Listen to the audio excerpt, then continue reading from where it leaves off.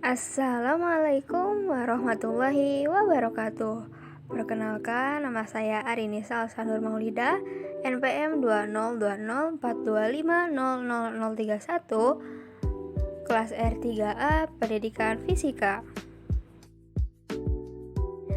Nah, pada video kali ini saya akan membahas materi tentang reaktor nuklir dan penggunaan radioisotop.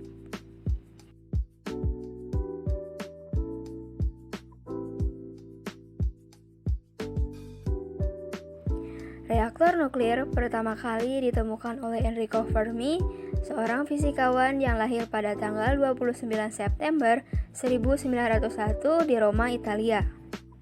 Reaktor nuklir pertama dibuat di Chicago, Phillips 1, dibangun di University of Chicago oleh tim yang dipimpin oleh Enrico Fermi pada tanggal 2 Desember 1942. Tim ilmuwan yang dipimpin olehnya berhasil memisahkan inti uranium menjadi dua bagian yang dapat menghasilkan energi dalam jumlah masif. Akan tetapi, hasil kerja Enrico Fermi dimanfaatkan untuk kepentingan militer lewat pembuatan bom nuklir pertama yang diledakkan di Pangkalan Udara Alamogordo, Amerika pada tanggal 16 Juli 1945. Hasil kerja keras dan penelitian lanjutannya setelah Perang Dunia Kedua, Enrico Fermi dikenal sebagai ilmuwan terbesar di abad 20. Enrico Fermi benar-benar telah menebarkan pengaruhnya dengan sangat baik terhadap pengembangan energi untuk masa depan. Reaktor nuklir lebih banyak digunakan untuk menghasilkan energi baru yang bermanfaat bagi kehidupan masyarakat. Hingga pada tanggal 28 November 1954, Enrico Fermi meninggal akibat penyakit kanker yang diduga terkait dengan penelitian nuklirnya. Reaktor nuklir adalah suatu tempat atau perangkat yang digunakan untuk membuat, mengatur, dan menjaga kesinambungan reaksi nuklir berantai pada laju yang tetap. Reaktor nuklir merupakan perangkat kompleks yang unsurnya dibuat untuk mampu menjalani reaksi berantai nuklir berkelanjutan seperti uranium, plutonium, dan lain-lain. Reaksi berantai ini melepaskan energi dalam bentuk radiasi yang memungkinkan reaksi berantai, transmutasi atom di dekatnya, termasuk bahan bakar nuklir itu sendiri, dan panasnya dapat dimanfaatkan untuk tujuan lain. Berdasarkan fungsinya, reaktor nuklir terbagi menjadi dua, yakni reaktor penelitian atau riset adalah suatu reaktor yang digunakan untuk tujuan penelitian, pengujian bahan, pendidikan atau pelatihan, dan bisa digunakan untuk menghasilkan radioisotop. Yang kedua, reaktor daya adalah reaktor nuklir yang digunakan untuk menghasilkan daya listrik atau pembangkit tenaga listrik. Ada perbedaan antara kedua reaktor ini, yaitu pada reaktor riset atau penelitian yang diutamakan adalah pemanfaatan neutron yang dihasilkan dari reaksi nuklir untuk keperluan berbagai penelitian dan produksi radioisotop, sedangkan panas yang dihasilkan dirancang sekecil mungkin sehingga dapat dibuang ke lingkungan. Sedangkan pada reaktor daya, yang dimanfaatkan adalah uap yang bersuhu dan bertekanan tinggi yang dihasilkan oleh reaksi fisi untuk memutar turbin. Sedangkan neutron yang dihasilkan sebagian diserap dengan elemen kendali dan sebagian diubah menjadi neutron untuk berlangsungnya reaksi berantai.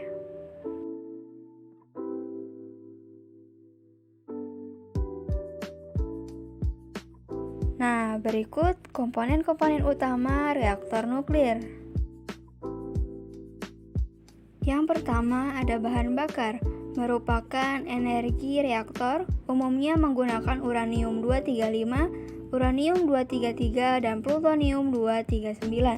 Yang kedua ada moderator, berfungsi untuk memperlambat laju neutron dan sebagai pendingin yang dibuat dari air ringan atau H2O, air berat T2O, dan grafit atau berilium. Selanjutnya ada batang kendali, berfungsi sebagai penyerap neutron untuk mengendalikan reaksi fisi yang terjadi. Batang kendali terbuat dari bahan yang mudah menyerap neutron, misalnya kadmium, boron, dan hafnium. Dan yang terakhir ada perisai, merupakan bagian reaktor yang berfungsi untuk mencegah kebocoran sinar-sinar radioaktif yang berbahaya bagi lingkungan.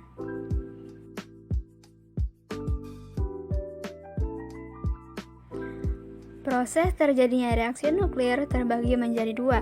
Yang pertama reaksi fisi artinya pembelahan, dan reaksi fusi artinya penggabungan.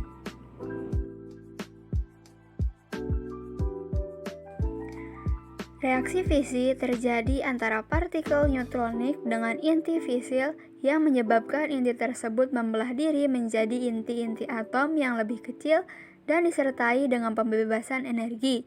Reaksi fisi sudah terbukti dapat dimanfaatkan secara komersial untuk tujuan riset, pembangkitan listrik, atau digunakan untuk membuat senjata nuklir.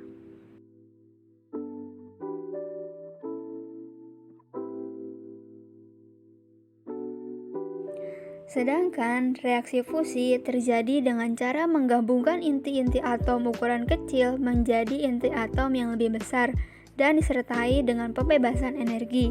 Untuk reaksi fusi, ada beberapa lembaga penelitian di negara-negara maju yang sudah berhasil mereaksikan beberapa inti atom kecil menjadi inti-inti atom yang lebih besar. Namun, sampai saat ini, reaksi fusi belum bisa dimanfaatkan secara komersial karena berbagai macam kendala.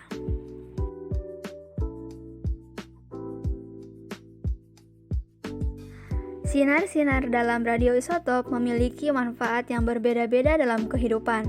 Setiap sinar memiliki manfaat yang dapat mempermudah pekerjaan manusia. Sinar dari radioisotop tersebut terdiri dari sinar alfa, sinar beta, dan sinar gamma.